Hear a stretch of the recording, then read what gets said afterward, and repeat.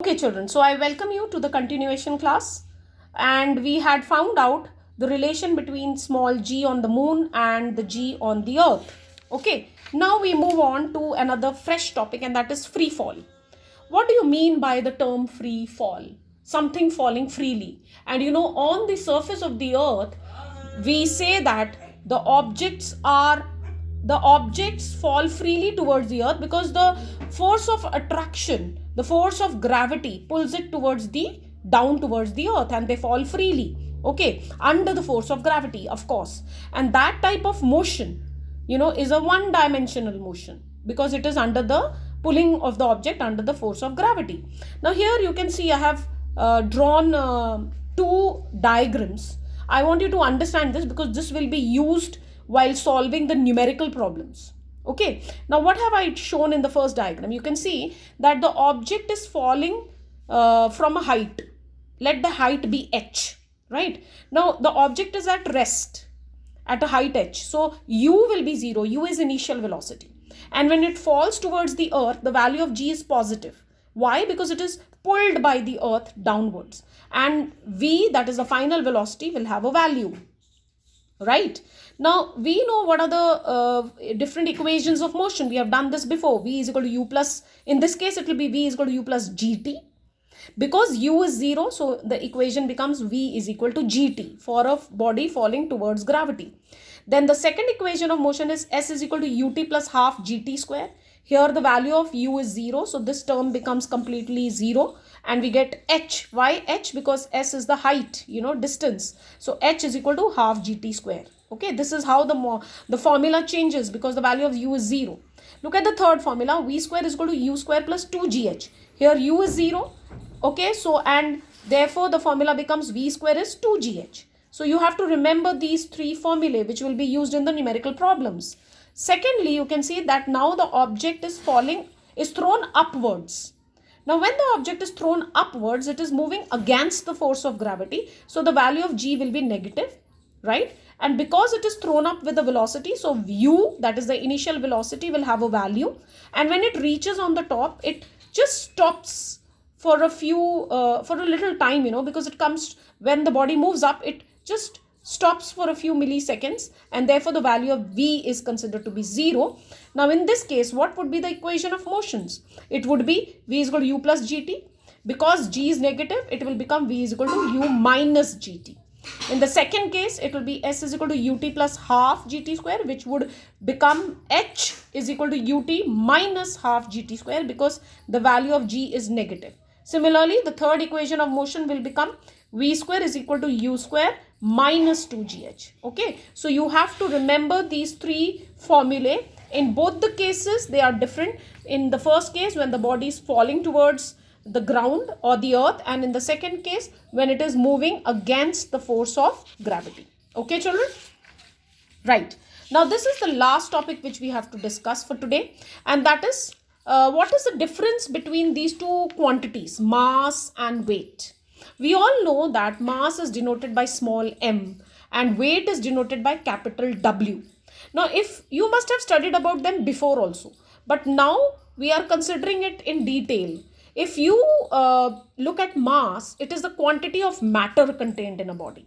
Okay, while weight is the force with which the earth attracts the objects towards itself.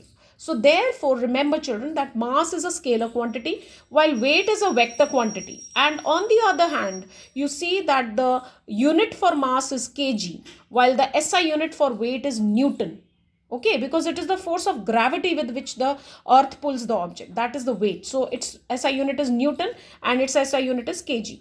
And remember that the value of mass of an object never changes. It remains, the mass of an object always remains the same from place to place. It never changes.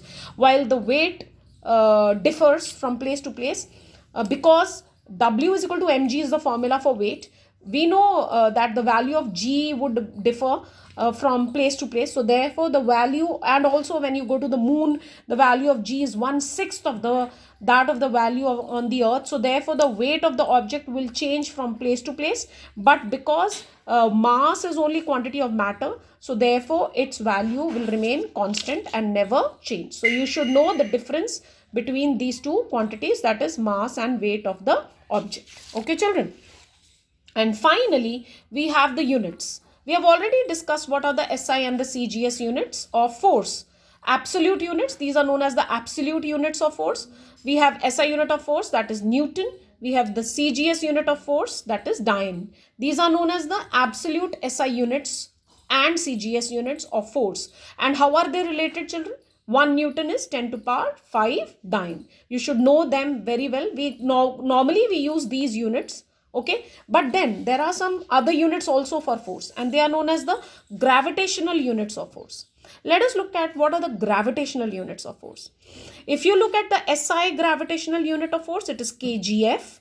And if you look at the CGS gravitational unit of force, it is gf. What do you call kgf? It is called kilogram force, and gf is called gram force. Now how do you define kilogram force? You say 1 kgf is the force due to gravity on a mass of 1 kg, and you say 1 gf is the force due to gravity on a mass of 1 gram. And let us see what is the interrelation of gravitational unit with the SI unit. 1 kgf is 9.8 newtons, children, and 1 gf is 980 Dyne. Okay, so you have to learn these values. And of course, what is 1 kgf equal to how many gf? It is equal to 1000 gf. Okay, and there is a definition also. We say that we have, how do we define 1 kgf is equal to 9.8 newtons? We say we have 1 kgf as 9.8 newtons. We say that we have to exert a force of 9.8 newtons to hold a mass of 1 kg on our palm. Okay, when I say 1 kgf is 9.8 newtons, it means that it is we have to exert a force of 9.8 newtons to hold a mass of 1 kg on our palm. Similarly over here, we have to exert a force of 980 Dyne to hold a mass of 1 gram on our palm. This is how you signify 1 kgf or justify 1 kgf is equal to 9.8 Newton and 1 gf is equal to 980 Dyne.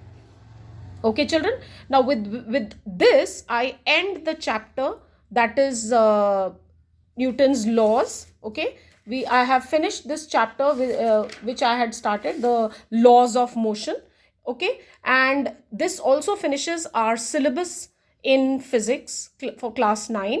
We are just left with solving of 2 exercises of numericals for this chapter, laws of motion, which I will be solving when we meet in January. But I have finished the theory syllabus and I want you to now focus on all the chapters, and especially for this particular chapter, children, I will be having an interactive class with you, and in that I will take up your doubts on what I have taught today. Okay children, so please go through it carefully and we meet in the interactive class. Thank you.